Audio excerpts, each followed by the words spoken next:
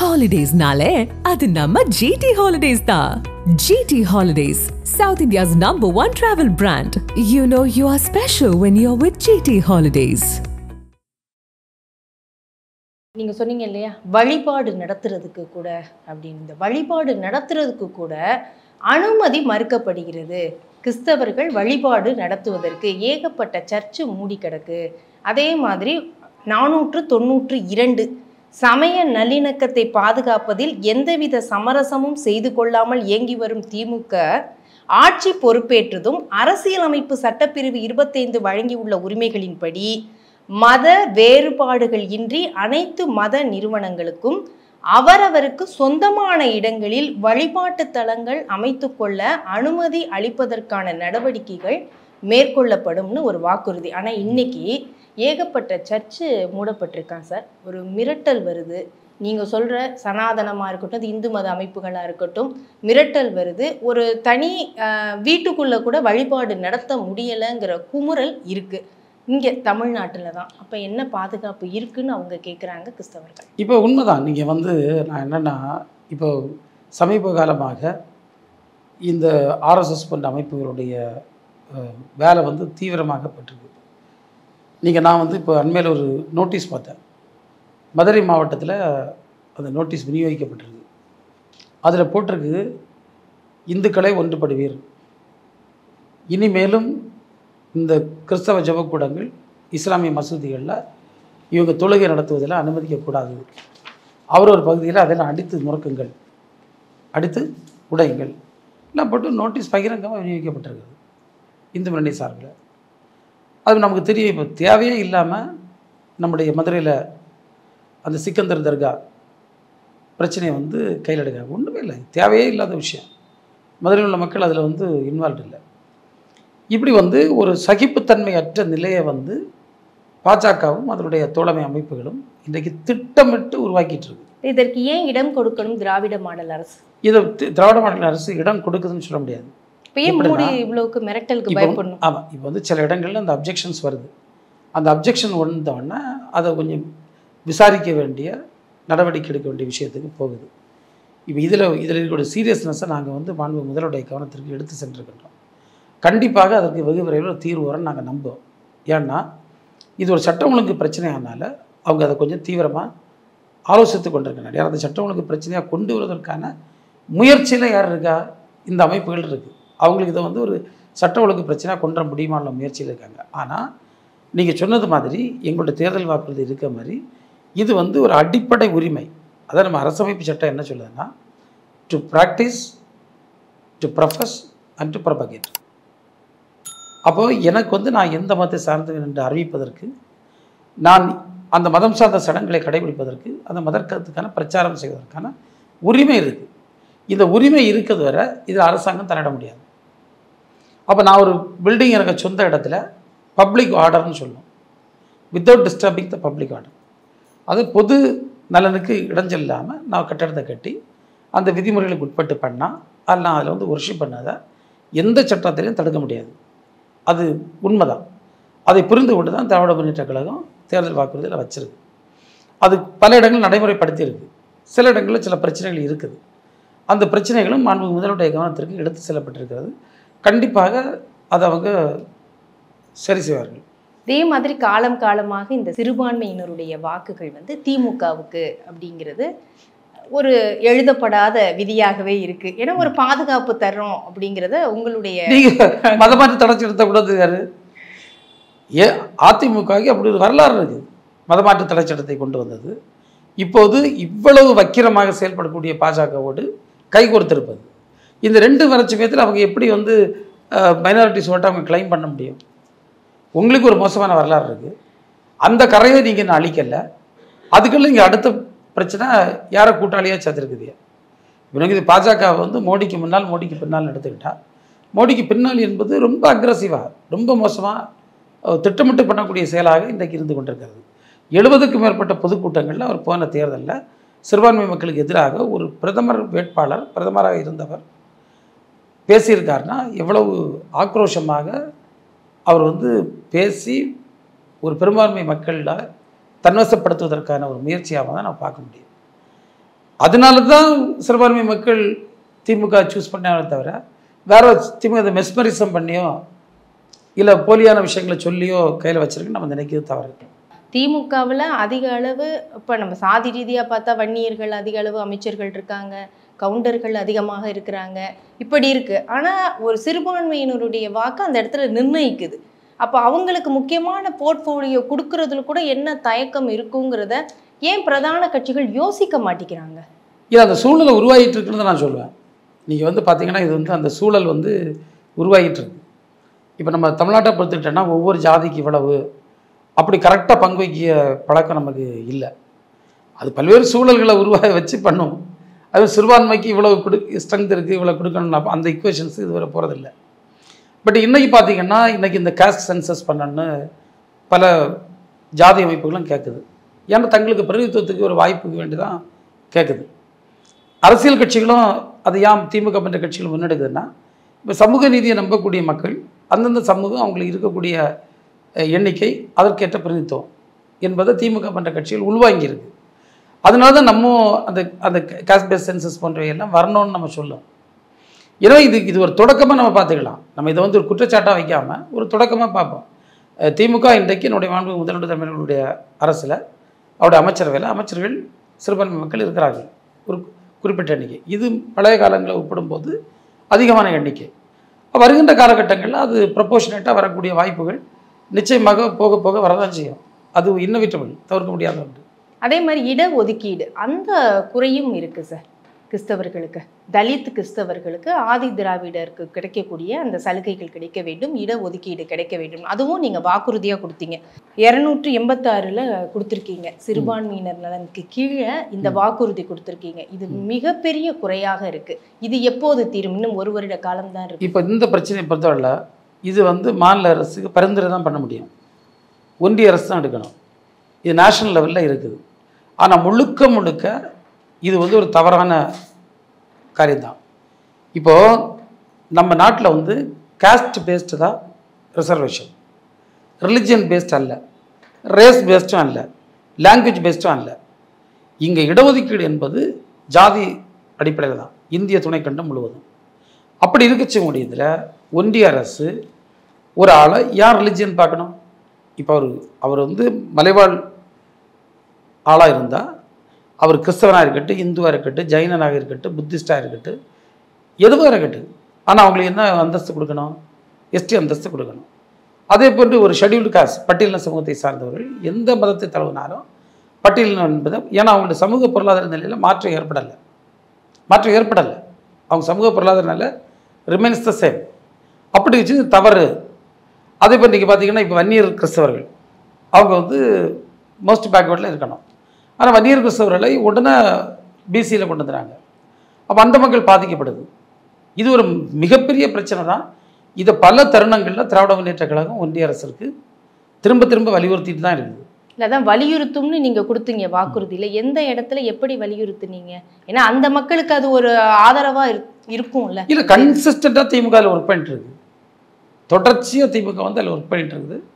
இப்போ கூட நம்முடைய நாடாளுமன்ற உறுப்பினர் வில்சன் போன்றவர்கள் இந்த பிரச்சனை ஒன்றிய அரசோட தொடர்ந்து அவங்க எடுத்துகிட்டு இருக்காங்க. அதுக்கு எப்படி தீர்வு காண்பது என்பது. நான் இது வந்து தமிழ்நாட்டை சார்ந்த பிரச்சனை மட்டும் இல்லை, நேஷனல் லெவலில் இருக்கக்கூடிய பிரச்சனை. இப்போ கேரளாவில் பார்த்தீங்கன்னா, கேரளாவில் நான் சமீபத்தில் பிறந்த நேரத்தில் கூட அங்கே இருக்கக்கூடிய கிறிஸ்தவர்கள் இந்த வருத்தத்தை வந்து தெரிவித்தாங்க. குறிப்பாக பட்டியலின சமூகத்தை சார்ந்த மக்கள், மலைவாழ் மக்கள். வட இந்தியா முழுவதும் இந்த பிரச்சனை இருந்துகிட்ருக்கு. இன்றைக்கி வந்து குறிப்பாக பிஜேபி அரசை பார்த்திங்கன்னா, அவங்க வந்து இவங்களை அந்த கார்வாப்சி என்ன சொல்லாங்க, திரும்ப தாய் மதத்துக்கு கொண்டு வர்றது, இப்படிப்பட்ட முயற்சிகளுக்கு இது ஒரு ஆயுதமாக வச்சுருக்காங்களே தவிர, அப்படிப்பட்ட முயற்சிகளை தான் ஈடுபடாங்களே தவிர, அந்த மக்களுடைய சமூக பொருளாதார வளர்ச்சிக்கு அவங்க எந்த முயற்சியும் எடுக்கலை. இது வந்து உண்மையிலேயே ஒன்றிய அரசு ஒரு செய்யக்கூடிய ஒரு அரசமைப்பு சட்டத்துக்கு எதிரான ஒரு செயலாகத்தான் இதை பார்க்கும். இந்த விஷயத்தில் திமுகவுடைய நிலைப்பாடு என்பது மிக தெளிவான நிலைப்பாடு. எனவே அதில் வந்து திமுகவை யாரும் குற்றம் சொல்ல முடியாது. 2026 தேர்தலில் இஸ்லாமியருடைய வாக்குகள் முக்கியம் அப்படிங்கிறது நிதர்சனமாக தெரியுது. அப்போ இந்த கட்டத்தில் வைக்கக்கூடிய கோரிக்கைகள் என்னவாக இருக்கு உங்களுக்கு? இந்த சான்ஸை பயன்படுத்திக்கணும். எஸ், நிச்சயமாக. களம் வந்து ரொம்ப கடினமா தான் இருக்குது. அப்போ இந்த இடத்துல இத்தனை நாட்கள் நீங்கள் பெறாத அரசியல் பிரதிநிதித்துவத்தை பெறணும். அதே மாதிரி உங்க சமூக மக்களுக்கு இன்னைக்கு வரைக்கும் கிடைக்காத விஷயங்கள் எல்லாம் கிடைக்கணும். அப்ப என்ன கோரிக்கைகளை நீங்க வைக்கிறீங்க, என்ன டிமாண்ட் வைக்கணும்னு நினைக்கிறீங்க? இல்லை, அதான் நாங்கள் ரொம்ப சொல்றதுச்சுன்னா தோழர் சொல்லி காட்டினது மாதிரி வந்து சிறுபான்மை மக்களுடைய அரசியல் பிரதிநிதித்துவம், இன்னும் சொல்ல போனால் தேர்தல் பிரதிநிதித்துவத்தை இந்த தேர்தலில் வந்து உறுதிப்படுத்தும். அது வந்து இந்த சமூகத்துடைய எண்ணிக்கைக்கு ஏற்றாற் போல வழங்கப்பட வேண்டும் என்கின்ற பிரதான கோரிக்கை. இரண்டாவது, இந்த சமூகம் இன்றைக்கும் வந்து பொருளாதார ரீதியில் கல்வி வேலைவாய்ப்பில் இன்னும் வந்து முன்னேறாமல் இருக்குன்னா நிறைய கமிஷன்கள் போட்டிருக்கிறாங்க. சச்சார் கமிட்டி வந்து என்ன நடந்திருக்குங்கிறத சொல்லிச்சு. அமிதாப் குண்டுனுடைய அறிக்கை ஒன்றுமே நடக்கலை, அறிக்கை கொடுத்தாச்சு, ஒன்றுமே நடக்கலை. மிஸ்ரா கமிஷன் 10% ரிசர்வேஷன் கொடுக்கணும்னு சொல்லிச்சு. ஆனால் எதுவுமே இங்கே நடைமுறைப்படுத்தப்படாது. நான் ஒரு சிம்பிள் விஷயம் சொல்கிறேன்.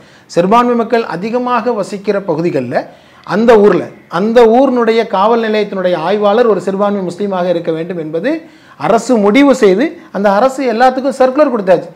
எந்த முஸ்லீம்கள் அதிகமாக வசிக்கிற ஒரு காவல் நிலையத்திலேயாவது நாம் ஒரு முஸ்லீம் காவல் ஆய்வாளரை பார்க்க முடியுமான்னு கேட்டால் இல்லை, யாருமே அதை வந்து பின்பற்றுவதில்லை. எனவே சிறுபான்மை முஸ்லீம்களுடைய கோரிக்கைகள் என்று வைத்தால் அது 10ஓடு 11 அப்படி ஒதுக்கி கடந்து விடுகிற சூழல் வந்து இருக்கிறார்.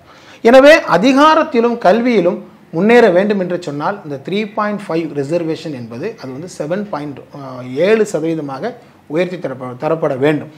முஸ்லீம் சிறைவாசிகளை பொறுத்தவரை ஆயுள் சிறைவாசிகள் விடுதலை என்று இந்த அரசும் சொன்னது. ஆனால் வந்து முழுவதுமாக விடுதலை செய்யப்படலை. இன்னும் ஒரு 10-13 பேர் அவர்கள் வந்து பரோலில் தான் நீடித்து கொண்டிருக்கிறார். குறிப்பாக நாங்கள் சொல்வது என்ன, முஸ்லீம் சமூகத்திற்கு என்று பொருளாதார ரீதியிலான எந்த திட்டமும் இல்லை.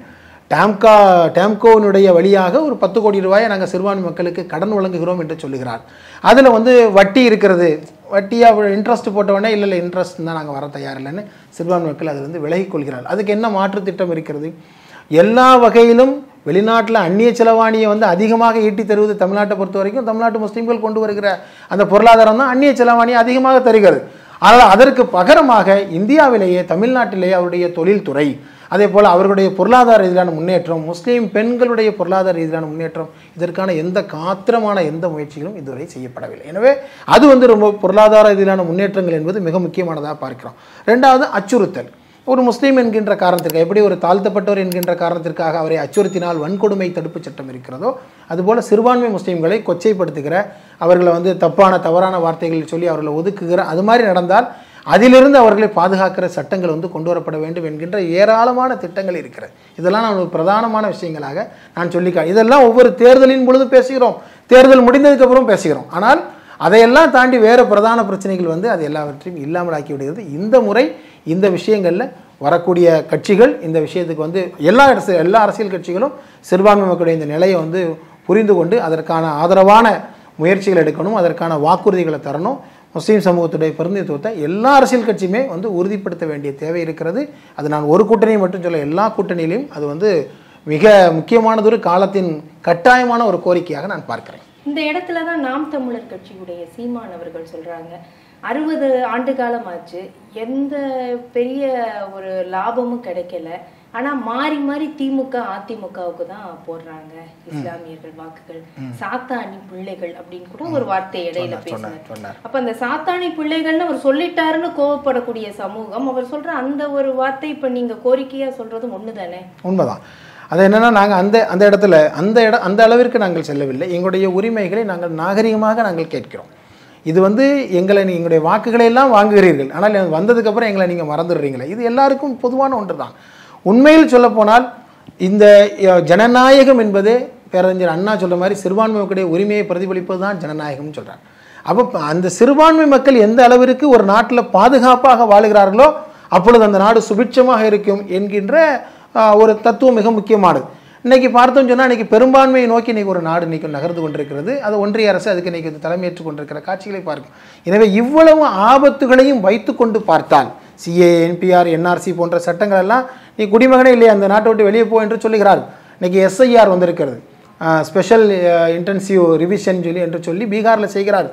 65 லட்சம் பேரை இருந்த இடத்துல இல்லாமல் ஆக்கியிருக்கிறார். அதில் பெருவாரியாக முஸ்லீம்களை தான் இருப்பதற்கான வாய்ப்புகள் இருக்கிறது. அதை தான் நாங்கள் தமிழ்நாட்டில் செய்ய போகிறோம் என்று சொல்லுகிறார். இப்படி பல முனையிலும் இருந்தும் தாக்குதல் வருகிறது. இது எல்லாரும் கரிசனத்தோடு பார்க்க வேண்டும். முஸ்லீம்கள் ரோட்டில் இறங்கி போராடுகிறார்கள், எங்களுக்கு கோரிக்கையை தாருங்கள் என்று சொன்னால் அவர்கள் குரலற்றோரின் குரலாக ரொம்ப மெல்லிய குரலில் ஈனஸ்வரத்தில் அவர்கள் வந்து குரல் எழுப்புகிறார்கள். அதை பெருசாக ப்ரொஜெக்ட் பண்ணி ஒரு மைக்கில் வர்ற மாதிரி சவுண்ட் வச்சு பேச வேண்டியது யாருன்னு கேட்டால் பெரிய கட்சிகள் தான் பேசியாக வேண்டும். பெரிய கட்சிகளும் வாக்குகளுக்காக வேண்டி அவர்களை வாக்கு வங்கியாக பயன்படுத்தி விட்டால் இந்த நாட்டில் சிறுபான்மை மக்களுக்கு என்று உரிமை பற்றி பேசுவதற்கு யாருமே இருக்க மாட்டார். ஆனால் மாறாக இல்லை, உங்களுக்காக நாங்கள் இருக்கிறோம் என்று சொல்லி வந்துட்டு எங்களை வந்து கைவிடுவது என்பது மிக ஆபத்தான ஒன்று. அதைத்தான் இன்றைக்கி அண்ணன் சீமான் அண்ணன் போன்றவர்கள் எல்லாம் பிரதிபலிக்கிறார்கள் என்று நினைக்கிறோம். நாங்கள் அதை ரொம்ப டீசெண்டான முறையில் பாதிக்கப்படுகிறோங்கிற இடத்துல இருந்து அந்த குரலை எழுப்புறோம். அது நியாயமான ஒரு குரல், அது நியாயமான விஷயம் தான். ஆனால் அரசியல் அரங்கில் இந்த ஆளுமை செலுத்தக்கூடிய சக்தியை முஸ்லீம் சமூகம் இழப்பதற்கு என்ன காரணம்? இல்லை, அது மிக முக்கியமானது. என்னென்னா, இந்த நாட்டினுடைய பாசிச சங்க பரிவார சக்திகளுடைய எழுச்சி தான் வந்து அரசியல் அரங்கில் இன்றைக்கு வந்து முஸ்லீம் சமூகத்துடைய குரல்கள் கொஞ்சம் கொஞ்சமாக இல்லாமல் ஆவதற்கான காரணம். நான் அதான் ஏற்கனவே சொன்னேன்ல, காங்கிரஸினுடைய ஆட்சி காலத்தில் வெறும் ஓட்டு வங்கியாக மட்டுமே பார்க்கப்பட்டார். நாங்கள்லாம் கட்சி துவங்கும் பொழுது அது வந்து மன்மோகன் சிங்குடைய காலம், 2009 நாங்கள் துவங்கினோம். அப்போல்லாம் சொன்னோம், காங்கிரஸ் கட்சி நம்மை போன்ற சமூகங்களை, முஸ்லீம்களை மட்டுமே இல்லை, எல்லா சமூகங்களையும் வெறும் ஓட்டு வங்கியாக மட்டும் பார்க்குறாங்கன்னு சொன்னோம். அப்புறம் வந்து பாஜக ஓட்டு வங்கியில் அவங்கள ஓட்டாவே நான் பார்க்கவில்லை என்று சொல்லியது.